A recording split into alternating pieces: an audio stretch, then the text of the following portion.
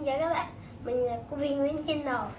Hôm nay mình sẽ giới thiệu với các bạn là hồi trưa nay mình mới mua 3 con quay. Ba con quay đây này các bạn, đây là 3 con quay hồi trưa mình mới mua. Đây mình cho các bạn coi. Đây nè, là con thứ nhất nha. Là con thứ hai. Đây là con thứ ba. Mình cho các bạn coi đằng sau nữa nè. Đó. Đây nữa nè. Chơi các bạn. Đây. Và mình hỏi các bạn nè, 3 con này á, hồi nãy mình mới cho các bạn coi á, thì các bạn có biết tên của 3 con này không? Các bạn nhớ để comment bên dưới cho mình biết nha. Mà cái con đại boss lần trước các bạn, cái con cuối cùng thì mình đã xem phim mà mình biết được rồi, đó là con Vũ Thần Hỏa Ngục. Con quay đó là một trong những con quay mạnh nhất của Phaetos. Mà bây giờ mình cũng không làm phí thời gian nữa, mình sẽ cho cái con này nó đấu với nhau. Có 2 phe, con này là yếu nhất, mình sẽ loại bỏ để đấu cặp. Con thứ hai, con thần giáp chiến xe hàng phách. Con này là rất là to, cho nên chắc chắn là nó thắng mất rồi. Để ở đây. Mình sẽ bây giờ mình sẽ đấu, không có nào tiên mua nào hết. Bây giờ mình sẽ đấu nè.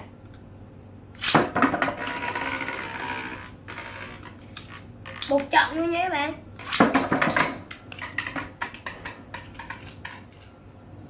Như con đầu màu đỏ kia là nó thắng rồi đó.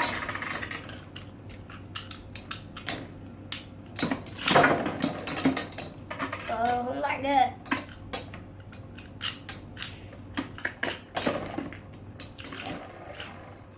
Hai con đi chết. Xong mình sẽ làm thành một giải đấu nha.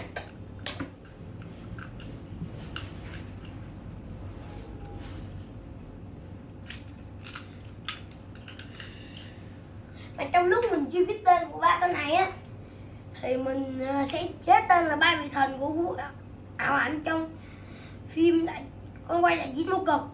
Đây là con quay răng nanh thần sói. Đây là con quay thần khuyển địa ngục. Còn cái con quay này là con quay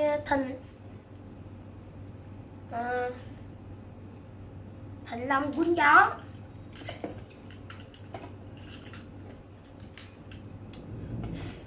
Vậy là con thần long cuốn gió đã chiến thắng.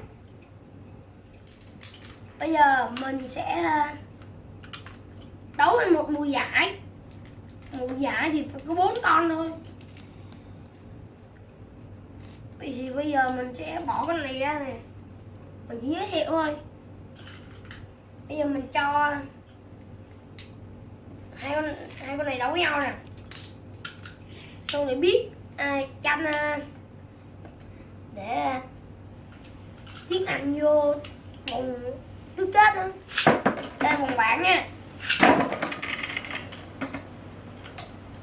Mình chỉ đấu có 1 trận thôi, còn trận chung kết á, thì là phải 3/2.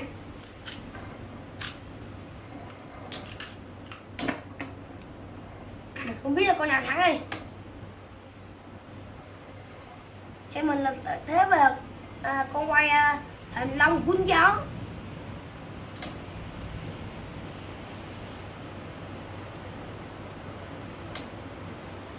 Rồi, thần long cuốn gió mình ra thắng rồi.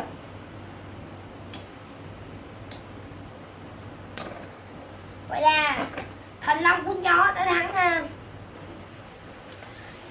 Con quay thần long cuốn gió đã thắng con quay răng nanh thần sói rồi. Vậy là mình đã biết được con quay nào đã bị lại là con quay thần răng nanh thần sói kia bạn. Vậy là thành long cuốn gió đó được tiến vào bán kết rồi. Không có cặp đâu cái dạng mà tứ kết nha các bạn. Đây, hai con quay lần trước mình mới mua đây nè. Mình có chanh ba tư luôn nha. Ô quên.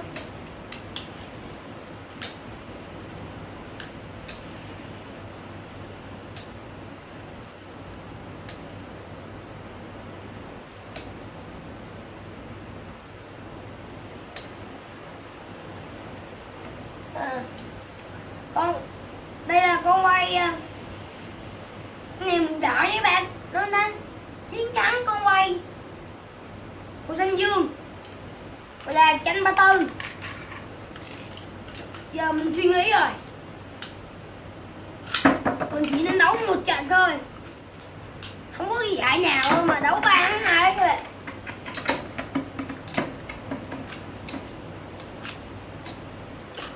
Đây chanh 3-2 chanh 4 nè, chúng mình điều khiển luôn.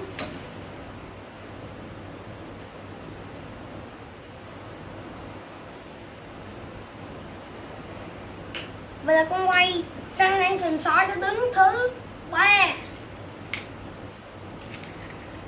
Giờ là chung kết này các bạn, nó hay nha, chỉ một trận thôi cho nó hay.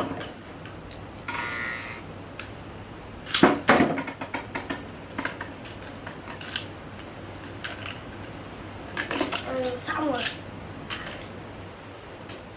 thế các bạn, con nào là con quay sẽ đứng đầu mùa giải đây.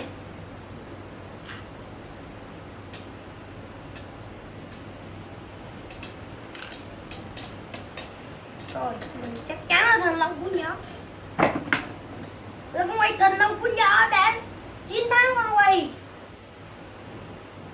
rồng, là tỷ số cũng là 1-0. Đây là theo thứ tự các bạn. Đây các bạn coi nè, thứ nhất thần long cuốn gió, thứ hai mình chế là đồng đội huyền thoại, thứ ba rắn mang thần sói, thứ tư rồi cái gì vậy, ok các bạn, là 4 con nữa. Phải nói là thi đấu rất là xuất sắc. Mà video của mình đến đây là cũng đã kết thúc rồi. Các bạn nhớ like và subscribe, nhớ đăng ký kênh và nhớ like thật nhiều để mình có động lực làm nhiều video về con quay nano đại chiến vô cực các bạn. Bye bye.